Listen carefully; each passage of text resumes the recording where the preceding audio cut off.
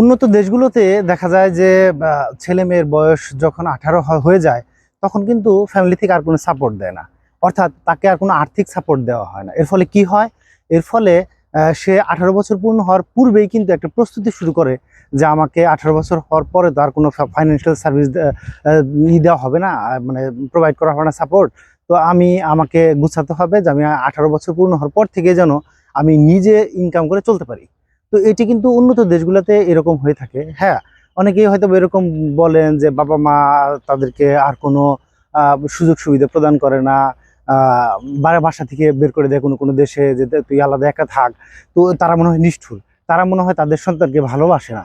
হ্যাঁ, এইটা এইটা আপনি মনেই করতে পারেন, কিন্তু আপনি আপনার নিজের দিক থেকে চিন্তা করে দেখুন, আপনি আপনার সন্তানকে আসলে কি কম ভালোবাসেন? তা কিন্তু না।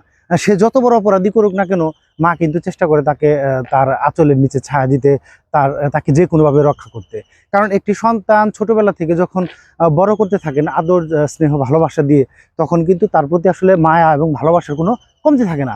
বাবা মা চায় তার সর্বোচ্চ দিয়ে, অর্থাৎ যা আছে পুরোটাই দিয়ে সন্তানকে ভালোবাসতে এবং তাকে ভালো রাখতে। এবং এই ভালোবাসার কিন্তু আসলে লিমিট হয় না, অর্থাৎ মেপে, সন্তানকে কিন্তু মেপে ভালোবাসা দেওয়া যায় না। অনেকেই বলেন যে আসলে বেশি আদর করছেন, আপনি বেশি আদর করে সন্তানকে লাই দিয়ে ফেলছেন।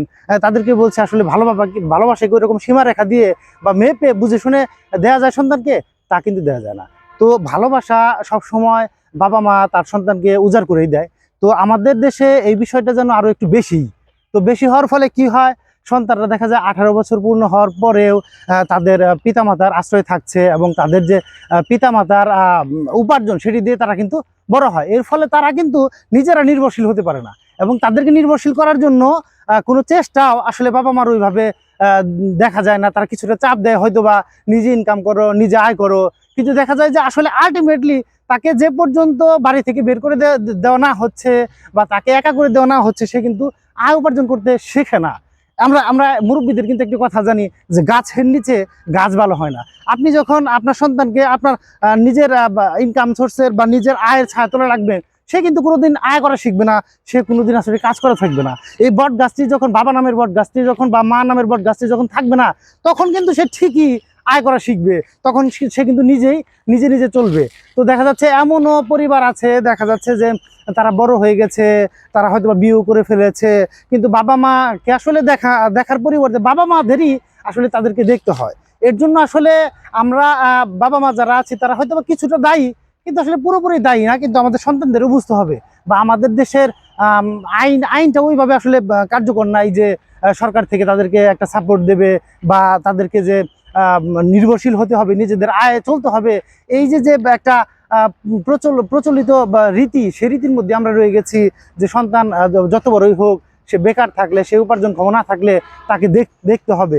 আসলে এই ব্যাপারটা উল্টো হওয়া উচিত ছিল, যে 18 বছর বা তার বেশি বয়সী হওয়ার পরেই সে কিন্তু পিতামাতার প্রতি সাপোর্টিভ হবে এবং আর্থিকভাবে তাদেরকে সাহায্য সহযোগিতা করবে। আমাদের দেশে এই বিষয়টা আসলে আসছে না। এর ফলে, এর কারণ আপনি ওইরকমও বলতে পারেন যে আমাদের দেশে মানুষ খুব বেশি আবেগপ্রবণ এবং ভালোবাসায় শিখত। কারণ আমরা কিন্তু এটি জানি যে বাংলাদেশই এমন একটি দেশ যেখানে একজন ব্যক্তি কাজ না করেও সে কিন্তু চলতে পারে। অর্থাৎ দেখা যাচ্ছে ভিক্ষাবৃত্তি করে, ভিক্ষাবৃত্তির ব্যাপারে যদিও আইন আছে যে ভিক্ষাবৃত্তিকে কেউ যদি পেশা হিসাবে নেয় তাহলে কিন্তু এটি শাস্তিমূলক ব্যবস্থা গ্রহণ করা হচ্ছে, এবং এটি কিন্তু দণ্ড আইনের মধ্যে পড়ে। তো যদিও এই দণ্ড আইন কার্যকর করা হয় না, সরকার থেকে বেশ অনেক টাকা, কোটি কোটি টাকা দেখা যাচ্ছে অনুদানও আসে ভিক্ষুকদের পুনর্বাসন করার জন্য, তারপরেও কিন্তু ভিক্ষুকরা পুনর্বাসন হয় না বা পুনর্বাসিত হচ্ছে না। তো এই যে ভিক্ষাবৃত্তি পেশাটা কিন্তু বেছে নিচ্ছে অনেকে আসলে আয় উপার্জন করতে না পারার কারণে। দেখা যাচ্ছে তাদের কোনো পেশা নাই, কোনো বিষয়ে তাদের দক্ষতা নাই। আসলে সন্তানদের ছোটবেলা থেকে যদি আপনি কাজের প্রতি মনোযোগী করে তোলেন, তার নিজের কাজ নিজেকে করতে দেন, তাহলে কিন্তু সে ধীরে ধীরে আয় উপার্জন করা শিখবে, এবং উপার্জনের প্রতি তাদেরকে উৎসাহিত করাটাও বাবা মায়েরই কিন্তু দায়িত্ব। ধন্যবাদ।